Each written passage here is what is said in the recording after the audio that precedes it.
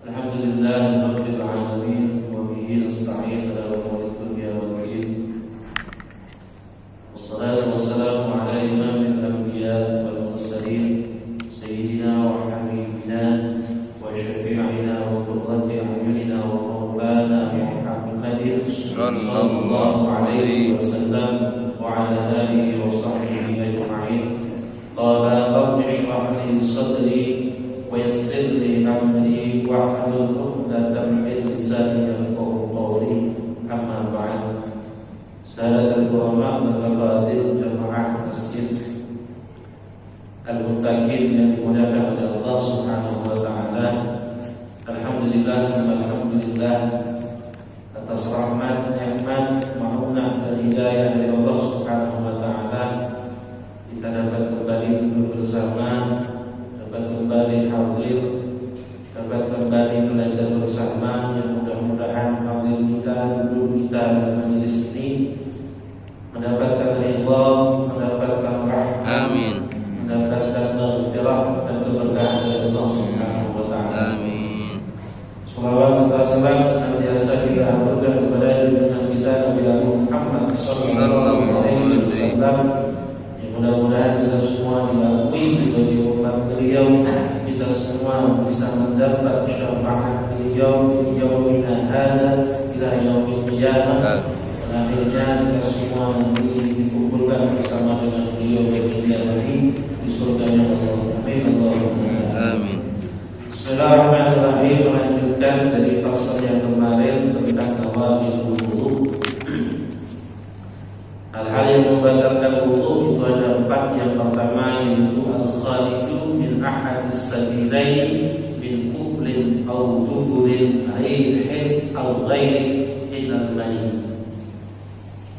Sesuatu atau keluarnya sesuatu dari 2 jalan, baik jalan depan yang dinamakan dengan dubur ataupun jalan belakang yang dinamakan dengan dubur, baik berupa angin ataupun selainnya kecuali mani atau sperma. Yang kedua, zawalul aqli binaumin aw ghairihi illa binaumin qahidin mungkinin maq'adahu minal ardi. Yang kedua yang membatalkan wudu adalah hilangnya akal dengan sebab tidur atau selain tidur, kecuali tidurnya orang yang menempatkan pantatnya di bumi. Dan yang ketiga, as-salisu iltiqa'u basyaratai rajulin wa imra'atin kabiraini ajnabiyyaini min ghairi hamil. Yang membatalkan wudu yang ketiga yaitu bertemunya kulit antara laki-laki dan perempuan yang sudah dewasa atau sudah besar, ajnabiyyaini yang bukan mahram, bersentuhannya tanpa adanya penghalang. Ini yang membatalkan wudu yang ketiga adalah bertemunya kulit laki-laki dan perempuan, bertemunya kulit laki-laki dan perempuan tanpa adanya penghalang.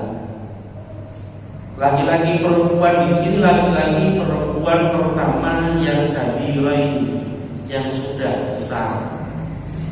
Yang kedua ajnabiyyaini, yang bukan mahramnya. Baik nanti bersentuhannya itu dengan sengaja ataupun tidak sengaja, ataupun bahkan dengan adanya kurhan, adanya paksaan. Misalnya dorong-dorongan, desek-desekan, kemudian akhirnya senggolan. Baik nanti di situ mengapa bersenggolannya dengan anggota yang utuh ataupun anggota yang tidak utuh, artinya sudah hilang dari bentuk asalnya. Bersentuhan di situ tanpa adanya penghalang. Ya mudahnya bersentuhan kulit laki-laki dan perempuan tanpa adanya penghalang.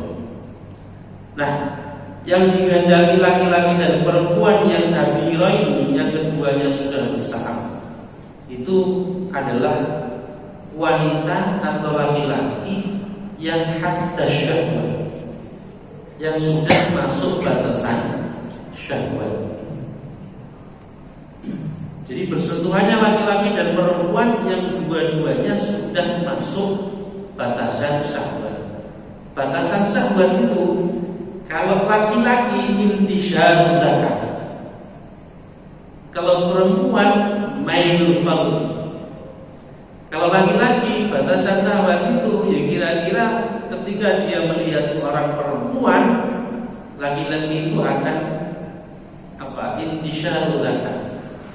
Zakarnya itu mengembang, kerangsang. Lah bagi perempuan batasannya adalah mailul qalbi, condongnya hati. Jadi di mana kok laki-laki memandang wanita itu kemudian ada getaran atau syahwat terangsang, maka wanita itu sudah termasuk kabirah, termasuk kesalahan. Pun sebaliknya perempuan melihat laki-laki kok kemudian hatinya condong. Kalau perempuan memang indikasinya ya sulit, tapi mudahnya main qalbi, condongnya hati. Wah kok ganteng kan ya, wah badannya kok atletis ya, wah kok. Ini berarti hati sudah condong. Nah ini sudah terjadi ketika bersentuhan kulit dengan laki-laki tersebut tanpa adanya penghalang, itu bisa membatalkan. Yang kedua, laki-laki ini ajnabiyah ini, antara laki-laki dan perempuan ini bukan mahram. Nah yang dimaksud mahram itu adalah orang yang haram untuk dinikahi.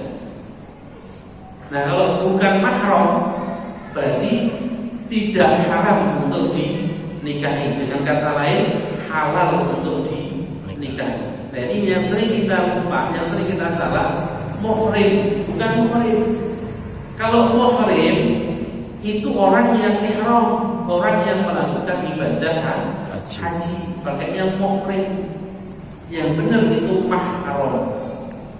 Wah bukan muhrim, ya jelas bukan muhrim, panjenengan ada di Pekalongan. Karena muhrim itu artinya orang yang ihram, orang yang beribadah haji. Kalau bukan mahram, nah itu baru orang yang halal untuk dinikahi. Maka ketika bersentuhan kulit kepada laki-laki, kepada perempuan yang bukan mahramnya, tanpa adanya penghalang, itu bisa batal. Nah kalau salah satunya belum haddas syahwat atau belum kabirah ini, maka tidak batal. Panjenengan bapak-bapak kemudian bersentuhan kulit dengan bayi perempuan usia 1 tahun, ya belum batal, karena keumumannya anak itu belum mendatangkan syahwat. Ulama berbeda, ada yang mengatakan usia 9 tahun. Ketika masuk usia 9 tahun itu anak sudah mulai haddas syahwat. Nah, ada yang mengatakan 8 tahun. Ada yang mengatakan 9 tahun itu baru haddas syahwat. Ada yang mengatakan 8 tahun sudah haddas syahwat. Tapi terlepas dari usia, ketika kok kita melihat, kita laki-laki melihat wanita itu kemudian maka ketika kita bersentuhan dengan wanita tersebut tanpa menghalang, batal wudunya. Pun sebaliknya perempuan melihat laki-laki kok kemudian sekalipun usianya 8 tahun, ya maka ketika bersentuhan kulit tanpa menghalang, batal wudunya. Bi ghairi hailin, dengan catatan bi ghairi hailin, tanpa adanya penghalang. Nah kalau ada penghalang, tidak ada masalah. Berarti bersentuhannya suami dengan istri itu bisa membatalkan wudu, karena istri bukan mahram.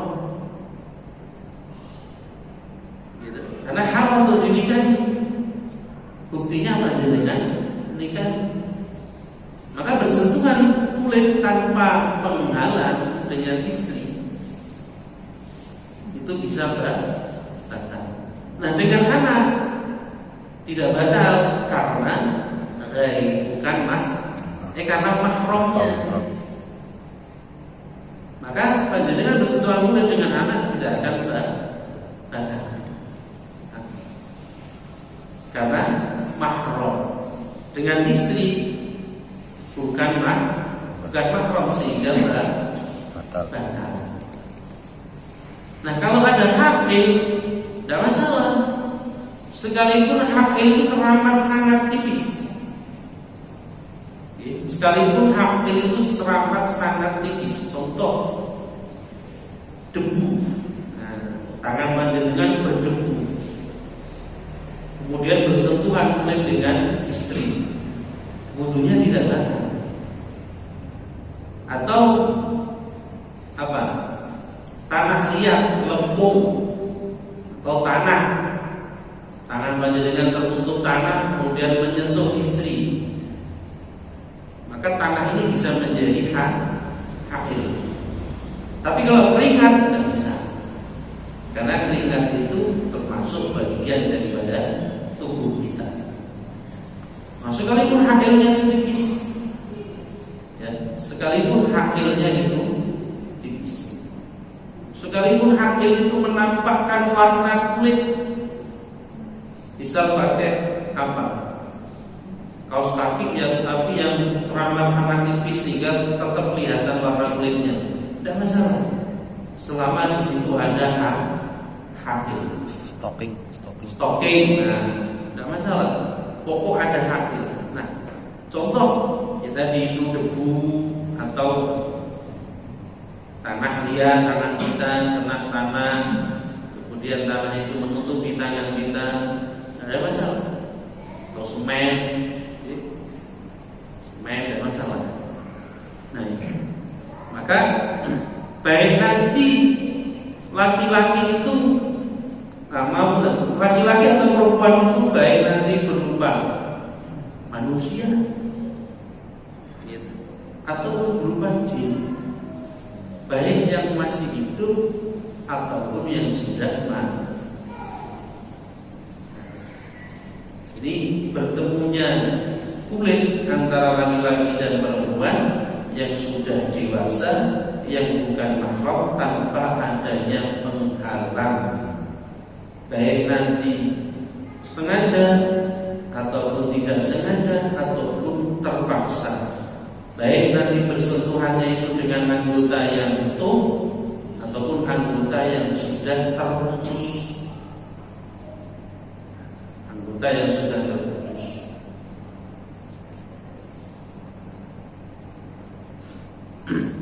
Baik nanti bersentuhannya itu dengan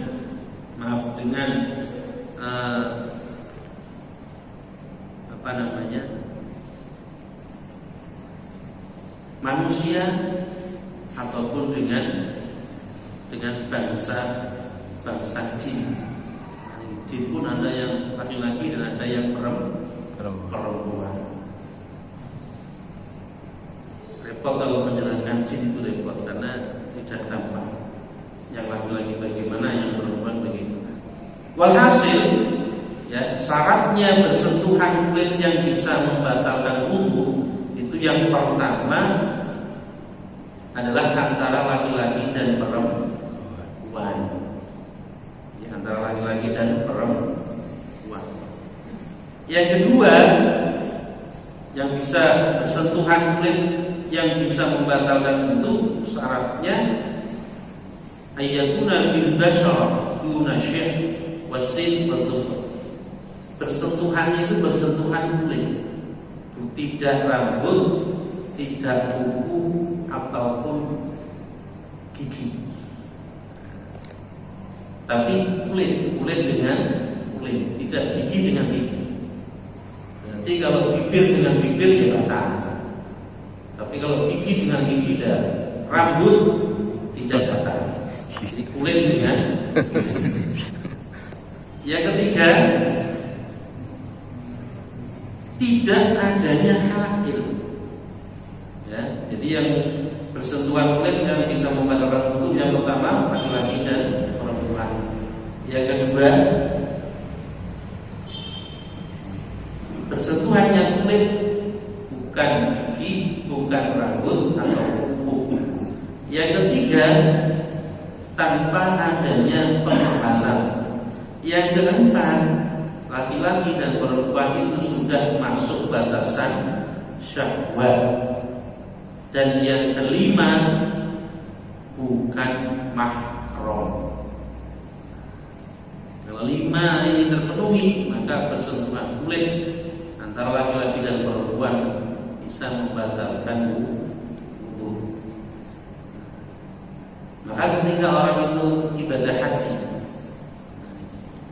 ketika orang ibadah haji, tawaf di sana kan laki-laki perempuan campur. Kalau kita pakai mazhab Syafi'i, repot, kita tidak bisa tawaf, karena tawaf di sana campur laki-laki dan perempuan, dan pakaiannya pakaian ihram. Laki-laki pakaian ihram hanya menutupi badan sampai tangan semua terbuka. Perempuan, maka ketika orang ibadah haji itu harus pindah mazhab. Nah, syaratnya pindah mazhab, satu harus paham. Yang kedua, ketika pindah mazhab itu harus satu paket. Panjenengan pindah mazhab hanya fardunya wudu saja, tapi membatalkan wudunya pindah mazhab. Ketika fardu wudunya pakai mazhab Syafi'i, maka membatalkan wudunya pun harus dengan mazhab Syafi'i. Nah, kalau haji pindah ke Imam Hanafi, Imam Hanafi bersentuhan kulit tidak batal sekalipun tanpa adanya penghalang, asalkan tidak syahwat. Hanafi, kalau syahwat batal. Maka ketika tawaf dengan tawaf bersentuhan kulit, saya yakin tidak akan syahwat, karena sedang fokus melakukan ibadah tawaf. Kalau ada orang tawaf bersentuhan kulit kok kemudian syahwat, ya banget.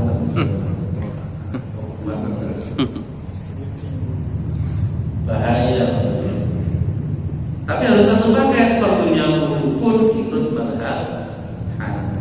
Dan bisa kemudian hanya mengambil satu potong dan bisa harus secara keseluruhan. Maka ketika kita haji, sebelum kita mikot, nah kita akan ikrar pindah mazhab dulu. Setelah itu baru kita mikot, niat masuk ke haji. Maka di Indonesia itu negara yang sangat-sangat syar'i. Maka kalau Indonesia bersyariat, Indonesia syariat itu tidak perlu ambil itu. NKRI itu sudah bersyariat. Kenapa? Karena orang mau haji sudah dibimbing dengan adanya manasik haji. Di negara lain tidak ada. Dengan lari ke Timur Tengah tidak ada, replika Ka'bah itu tidak ada. Dengan lari ke Malaysia lah, ada jauh-jauh. Malaysia itu tidak ada replika Ka'bah, tidak ada. Sebelum haji manasik itu tidak ada. Mereka individu. Belajar individu. Tapi di tempat kita Indonesia diatur, diajarkan secara kelompok. Ini negara kurang syariat apa? Ibadah haji aja diatur oleh negara. Maka tidak perlu kok kemudian Indonesia bersyariat atau NKRI syariat, tidak perlu. Karena isinya sudah sesuai dengan syariat. Nah, ini terkait dengan membatalkan wudu yang ketiga. Nah, yang keempat, masukul adami au halaqati judurihi bi badnir rahati au butunil asabi. Membatalkan wudu yang keempat yaitu masu itu berbeda dengan lamsu. Kalau yang ketiga lamsu atau iltiqa, bertemu. Kalau lamsu itu memegang. Kalau masu itu memegang. Kalau lamsu itu tidak. Mudahnya kalau langsung itu tidak ada unsur kesengajaan dan dengan bentuk apa saja karena bersentuhan. Kalau masu itu memegang. Kalau memegang mesti menggunakan. Nah, memegang kubul manusia, memegang kubul manusia atau dubur manusia dengan apa ini? Dibakar rahang, telapak tangan dan driji bagian dalam. Ya, dengan telapak tangan dan driji atau driji itu apa? Jari-jari bagian dalam. Lah mendeteksi antara bibakar rahang wa butunil asabi itu dengan cara kita menemukan tangan kanan dan tangan kiri. Jadinya tempelkan.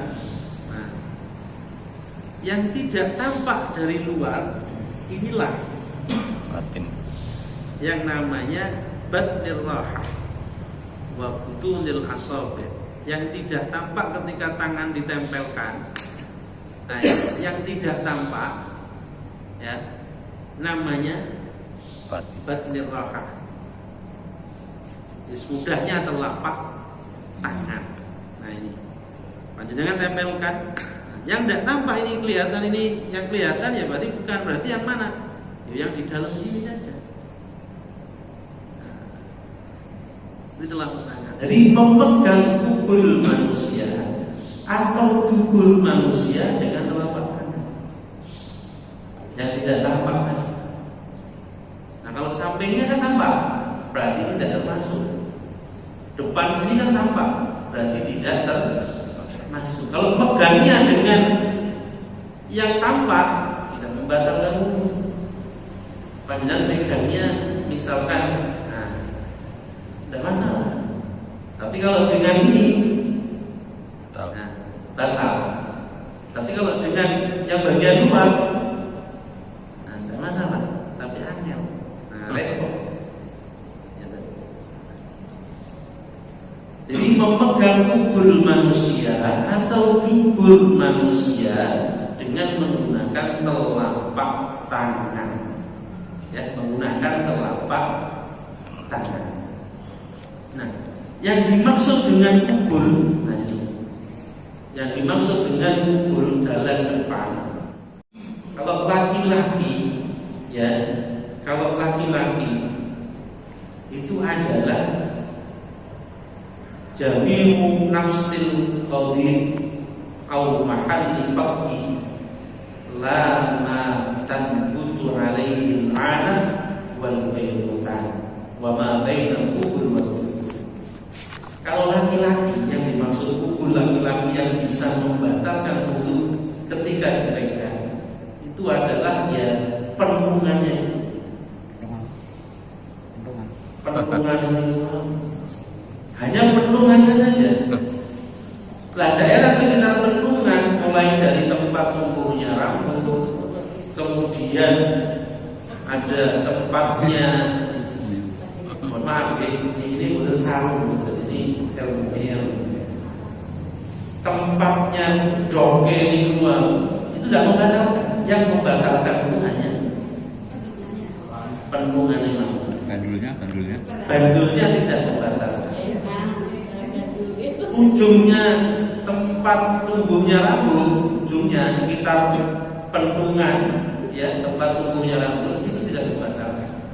Jadi yang membatalkan ketika disentuh dengan telapak tangan itu hanya pentungannya saja.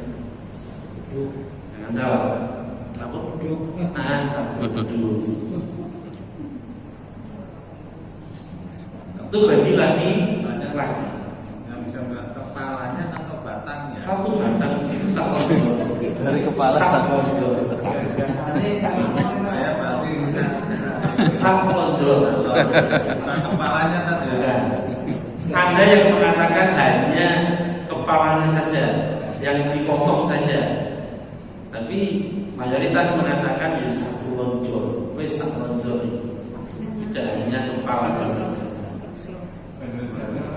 Nah, Itu yang membatalkan wudhu. Maka selain daripada itu tidak termasuk bul, gantungannya, kemudian tempat sekitar, terus bahkan antara bul dan tubuh, depan dan belakang, itu tidak termasuk wudhu dan membatalkan. Sekalipun disentuh dengan telapak tangan, misalkan ini bandule panjenengan dengan dolanan pakai telapak tangan itu tidak batal. Ya. Itu bagi laki-laki. Nah bagi perempuan pun itu adalah syafraha al-multaqaya wa huma harfal farj al-muhiqani bihi ihatati syafatain bil fa. Kalau perempuan itu hanya bibirnya saja. Bibirnya mau. Yang luar biasa. Seperti bibir manusia. Nah, hanya bibirnya saja. Berarti kalau dimasukkan bisa tanpa menyentuh bibir tidak batal. Tapi orang yang memasukkan tanpa menyentuh bibir, jadi kan dakar tapi tidak kena bibir itu kan aneh. Ya kalau bisa ya dapat. Kalau perempuan yang dimaksud kubul itu adalah bibirnya saja. Nah tempat tumbuhnya rambut dan sekitarnya itu tidak membatalkan. Dengan catatan tadi menyentuhnya itu dengan telapak tangan. Nah, kalau dubur itu ya pas di lubangnya itu tadi. Ya, al-munfal al-multaqat famil kais la ma fawqaha wa ma tahma la ma fawqaha wa ma tahta. Hanya pas di lubangnya, ya pas lubangnya ini. Nah, sekitar lubang itu tidak membatalkan. Baik atasnya, bawahnya, kanan kiri tidak masalah. Pas di, nah itu dubur. Nah itu pun dengan menggunakan telapak tangan. Kenapa demikian? Nah ini karena kecenderungan ketika menyentuh dengan telapak tangan itu akan menimbulkan syahwat. Kalau dengan jari yang luar itu tidak syahwat, tapi kalau dengan telapak tangan itu syahwat. Nah, kemudian kalau perbedaannya ini berbeda antara lamsu dan masu. Yang pertama, kalau masu ini khusus dengan telapak tangan. Ya. Yang kedua, tidak ada persyaratan harus laki-laki perempuan. Laki-laki megang punya laki-laki dan tetap ada. Kalau langsung tadi kan harus ada laki-laki dan perempuan. Kalau sama laki-laki bersentuhan kulit betul. Tapi kalau masuk itu tidak ada persyaratan harus laki-laki dan perempuan. Laki-laki pegang punya laki-laki sendiri atau pegang punya laki-laki orang lain tetap itu batal. Yang ketiga, masuk itu ada kalanya hanya cukup satu orang, melibatkan satu orang, ada kalanya harus melibatkan dua orang. Karena bisa pegang punya sendiri dan bisa pegang punya orang lain. Yang keempat, hanya dengan batnil kafi. Jadi batnil kafi di sini. Lah ini batnil asabe. Nah, butunil asabe ini butunil asabe. Samping. Nah, tidak samping, jari jemari. Lah yang dimaksud batnil kafi ini hanya sini. Nah, ini batnil kafi. Nah, ini butunil asabe. Yang kelima, tidak ada batasan mahram atau ghairu mahram. Kalau masuk, kalau langsung tadi ada mahram ghairu mahram. Kalau masuk tidak ada batasan mahram dan ghairu mahram, punya sendiri saja tidak boleh. Nah yang keenam,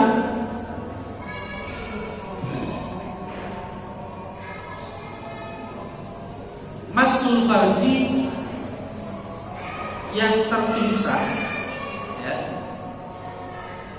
yang terpisah dari tempatnya. Masul farji, tapi farjinya itu tidak pada semestinya. Misal operasi, atau misal tempatnya yang tidak semestinya. Yang ketujuh, khusus hanya farji dan tubuh. Kalau langsung barang kaki ketemu kaki panjenengan senggol-senggolan dengan istri, ya, kaki ketemu kaki tetap haram. Tapi kalau masuk khusus hanya kubul dan tubuh. Yang kedelapan, tidak ada persyaratan harus hatta syahwat. Tidak ada persyaratan. Panjenengan megang kubulnya bagi usia 1 tahun, ya batal. Kalau megang kubulnya dengan telapak tangan, batal. Tidak ada persyaratan di situ mahram atau tidak mahram. Maka ketika panjenengan kok nyepongi untuk mawiki anak perempuannya, maka wudunya batal. Karena tidak ada batasan hadda syahwat, tidak ada batasan laki-laki dan perempuan, tidak ada batasan mahram atau bukan mahram. Bismillahirrahmanirrahim. Ya Rabbana a'tarafna bi'annana a'tarafna wa annana asrafna ala ma ashrafna fatub alayna tawbah taghfir li kulli hawban wastur lana al-'awrati wa amin raw'ati waghfir li walidina rabbi wa mawludina wal ali wal ikhwani وسائر الخلان وكل ذي محبة أو جيرة أو صحبة والمسلمين أجمع آمين ربي أسمع فضلا وجودا منا لا باكتساب منا بالمصطفى رسولي نوضى بكل سون صلى وسلم ربي عليه عند الحق وآله وصحبه عدد الخص السمع والحمد لله في البر والتناهي سبحان ربك رب العزة عما يصفون وسلام على المرسلين الحمد لله رب العالمين. شكرا جزيلا لكم ورحمة الله. السلام عليكم.